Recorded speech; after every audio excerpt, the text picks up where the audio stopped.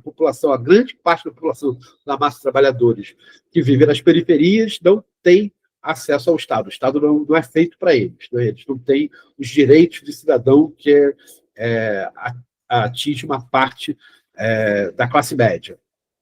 Mas, além dessa ausência do Estado, existe uma grande quantidade de dinheiro que é colocado, com certeza, por grandes grupos do capital para que esse comércio seja feito na periferia do sistema. Esse comércio não é um comércio criado na periferia como uma forma de resistência. Ele é organizado pelo capital, o comércio que chega das substâncias que sejam, eles têm uma organização do capital, essa organização nunca é mexida em nenhuma das operações policiais. As operações policiais são sempre com a parte mais baixa do sistema, né? O capital que sustenta elas nunca é desvendado, nem muito menos investigado.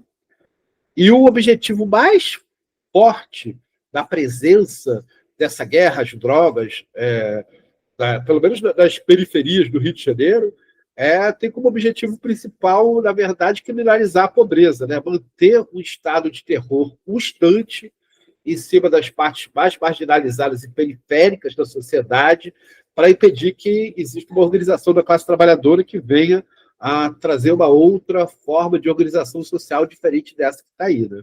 Então, assim, só para fazer essa pontuação, né? O poder paralelo, ele é bancado pelo sistema do capital. O capital tem que estar entrando com dinheiro para poder, inclusive, comprar armamento, manter as linhas de comércio acontecendo, as mercadorias chegando na periferia, e ter uma justificativa para invadir a periferia, causar terror, assassinar pessoas, manter a população em constante medo, se sentindo sempre muito frágil para fazer frente ao Estado, né? E não assim impedir a organização da classe trabalhadora. Pelo menos essa é a leitura que a gente faz. Não sei como é que é a de vocês aí no curso, e a sua também, né? Não, vai bem nesse sentido também. Inclusive, algumas recentes operações, né, revelaram muito isso, como a Operação Carbono Oculto, né, da própria Polícia Federal, que investigou aí como é que ocorre essa questão da lavagem de dinheiro do crime organizado e foi bater lá na Faria Lima, né? Então, revelou muito isso, né? As próprias fintechs que não tinham a legislação específica para regular, então atuavam meio que na sombra, fora do rastreio do Banco Central, né? E aí foram se descobrindo essas questões da própria um conluio com postos de gasolina, com coisa para lavar dinheiro, e aí a adulteração do próprio metanol lá nas bebidas, né? Tem uma relação, porque o metanol era usado também na gasolina, né? Para adulterar. Então são várias coisas nesse sentido. E inclusive revelam que tiveram vários especialistas, né? Depois dessa questão da operação, foi realmente um massacre lá no Rio de Janeiro. Alguns especialistas da área da segurança pública apontaram isso, né? Teve até uma reportagem no Globo hoje, eu esqueci o nome do especialista, mas ele disse que nenhum chefão assim importante do crime organizado mora na favela. Eles moram nos prédios luxuosos da Orla, eles moram fora, né? Em Miami, eles moram em Portugal, na Espanha, eles moram, né? Então, é bem nesse sentido mesmo.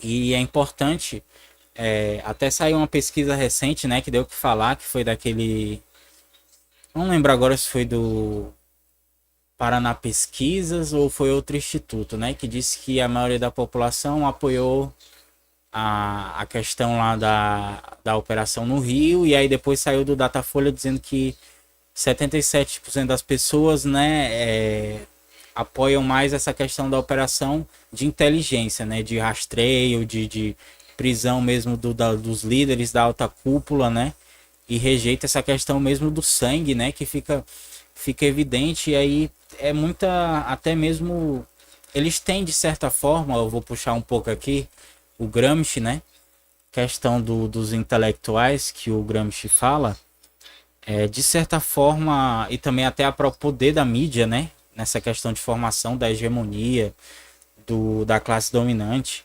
Se você passar na TV, aqui pelo menos no Ceará, em Fortaleza, infelizmente se tornou um hábito das pessoas almoçar vendo esses programas policiais. Então é o sangue escorrendo na televisão, a pessoa almoçando assim, comendo. Então meio que essas coisas naturalizam, né? Esses programas policialescos naturalizam a violência e tudo mais. É uma questão bem complicada, né? Aqui no Rio de Janeiro, eu falo do Rio de Janeiro porque é o local que eu estou e é onde eu tenho mais facilidade de aprofundar e ajudar nesse debate. A questão dessa naturalização dos assassinatos ela é muito antiga, né? A gente sempre teve jornais, imprensa que fazia esse tipo de aproveitamento, né, para conseguir estabelecer um público, um nicho em que ela atuava. Durante ali, até os anos 80, mais ou menos, tinha um jornal que era o jornal O Dia, que era basicamente com essa pegada. Dos anos 80 para cá, teve algumas coisas aqui no mercado de jornal carioca e que desapareceu o JB, e aí o Dia mudou um pouco a linha editorial para tentar pegar o público do JB que foi deixado, né? Foi dividido entre o Globo e o Dia, e ele mudou esse perfil, e aí quem foi assumindo mais esse perfil foram outros jornais menores aqui da imprensa. Mas, enfim, é isso que você acabou de apontar, né? É uma forma de aproveitar e naturalizar essa violência do Estado, que, eu vou repetir de novo, né? Sempre existiu. A gente, quando fez o processo de democratização do país, foi por uma parcela muito pequena da sociedade, a maior parte da sociedade não viu os benefícios dessa democratização, continuaram não tendo seus direitos garantidos, continuaram sendo acharcados pela polícia, pelo Estado, de uma forma bastante onerosa, né? E cresceram sem esses ideais da democracia burguesa que ocupa ali o espaço da classe média.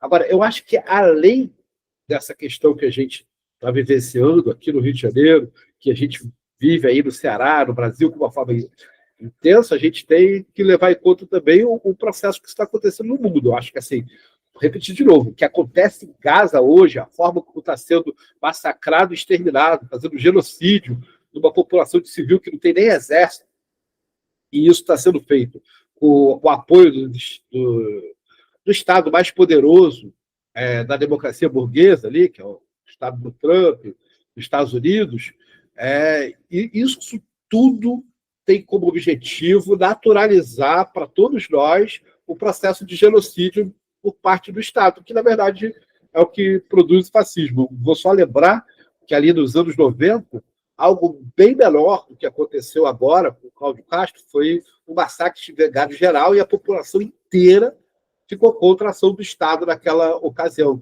Um pouco antes disso, em São Paulo, ali o governo Fleury teve a situação do que aconteceu dentro do Carandiru, e a população do Brasil inteira ficou contra o que estava acontecendo no estado de São Paulo, né? Havia uma relação com as vidas humanas muito mais, apesar de ser ainda um Estado que massacrava, um Estado que não garantia os direitos das periferias, quando isso ia para a mídia, causava muito indignação, né? Agora foi rachado, né? Uma parte da população apoiou. Eu tenho dúvidas.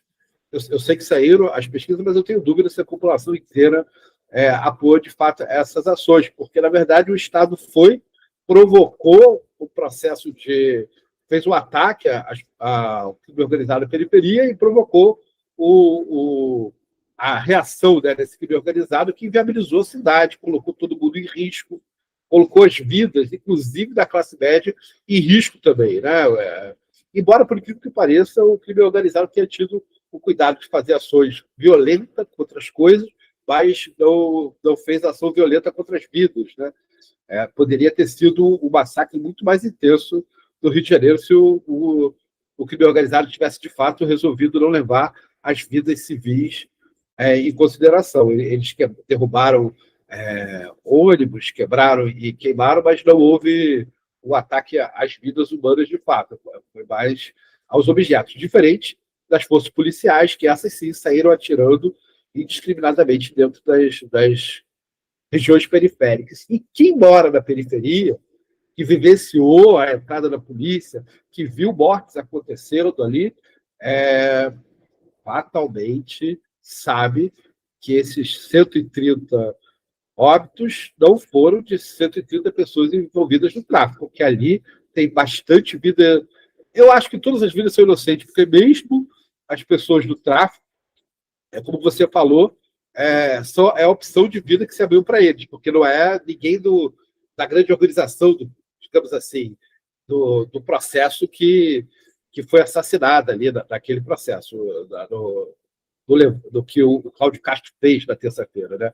Foi os aviões, foi a mão de obra menos qualificada, mais frágil da situação que acabou indo a óbito dentro desses 130. Mas ali tem bastante pessoas que não tinham envolvimento absolutamente nenhum com nada do crime organizado, eram trabalhadores, e depois que a bala atinge eles, aí a gente sabe que o Estado faz a versão que o Estado quiser fazer sobre a atuação deles, o que é uma dupla covardia. Né? Eles são a parte mais fragilizada do processo, são trabalhadores, têm a vida retirada e ainda têm a dignidade destruída no mesmo processo de assassinato. Exatamente. Exatamente. Inclusive, foi muito bom você tocar nesse ponto, porque algumas narrativas da extrema-direita, inclusive, são muito cruéis, e a próprio como o Estado está lidando com isso, né? Porque eu vi algumas reportagens no sentido de que tinham pessoas indo no IML, né, buscar orientações, porque tinham parentes desaparecidos, alguma coisa nesse sentido, para ver se estava lá nos corpos para fazer a checagem, né, e tudo mais, e aí foram impedidas, e aí teve um cara do MBL, aí eu acho que foi o Mamãe Falei, que culpou as mães, né, se o seu filho tá morto, a culpa é sua. É uma coisa bem cruel enfim, como a gente está abordando, né, nessa live, são várias questões, até internacionais, né? A própria questão do trabalho na era neoliberal, né? Que é essa questão do 6 por 1 e você ganhar um salário de miséria, trabalhar 8 horas por dia até sábado. E aí, muitas vezes, próprio mundo, né? A mídia e tal, influencia essa galera no consumismo, né? De ficar sempre trocando de tênis, não sei o que, de roupa, e tem que ser roupa de marca e tal. E aí o menino fica envolto nisso, aí vem o crime organizado, promete um salário alto. E aí também tem a questão, né, as próprias igrejas, né, o pentecostais, né, que vem ocupar um espaço aí também de certa forma, até como a famosa frase do Marx, né, que até hoje é mal interpretada, né, que a religião é o ópio do povo, mas não é no sentido de droga, é no sentido de alívio, né, dessa questão das próprias contradições, né, do mundo que a gente vive e tudo mais. E é um tema muito complexo, porque até essa questão do que a gente tocou também do terrorismo, de achar essas organizações como terroristas, tem esse fundo também de justificar essa intervenção. E aí é muito importante, né? Porque assim, na legislação brasileira e na legislação, se não me engano, dos Estados Unidos também, existem diferenças entre crime organizado e organizações terroristas, né? Qual é a diferença? O crime organizado, ele tem um viés econômico, puramente econômico. Então é a questão do lucro mesmo, fazer atividades lá que criminosas, né, fora da lei, que estão dando lucro e tal. Já as organizações terroristas, ela tem esse fundo ideológico, né, e fundo religioso, muitas vezes também, de acordo com o que está na lei, né, nos dois países. E aí até mesmo essa classificação seria inconstitucional, tanto é que tem algumas movimentações dentro do Congresso, principalmente relacionado ao MBL, o Kim Kataguiri, né, de mudar a lei para taxar realmente essas organizações, né. Eu acho que até o Paraguai fez isso recentemente, eu estava vendo a notícia hoje. Mas é bem complicado isso aí, e é um tiro no pé, porque vai abrir alas para intervenções, né, no território nacional e na América Latina como um todo. E lembrando, mais uma vez, assim, que, de modo geral, as ações, como existem células de organismos que estão optando por uma radicalização mais forte, né, que é isso que em alguns locais a gente designa como terrorismo, quase sempre é uma reação a um terror de Estado que antecede a esse processo. Né? Quando as forças democráticas, mesmo a pseudo-democracia burguesa, perde toda a sua legitimidade naquele Estado, quando não há outra saída, aí algumas células tendem a se radicalizar, de tentar fazer uma autodefesa que a gente categoriza como terror. Né? Mas o terror real, ele sempre costuma vir primeiro do Estado. O Estado tende a ter uma ação de força arbitrária, cruel e que não valoriza a vida, e aí acaba que surgem essas células. No caso do Brasil, isso ficou muito evidente durante a ditadura militar. Os grupos que fizeram ações armadas, eles surgiram durante um processo em que o Estado brasileiro era um Estado assassino sem limites. Ele nunca deixou de ser um Estado assassino, sempre vou lembrar isso, né? Ele era um Estado assassino antes da ditadura, continuou mais intenso durante a ditadura empresarial civil-militar, e depois ele teve alguns limites em relação ao setor da sociedade ali, que é a classe média, a intelectualidade. Mas ele sempre foi um Estado assassino para a população trabalhadora, né? Sempre foi um Estado extremamente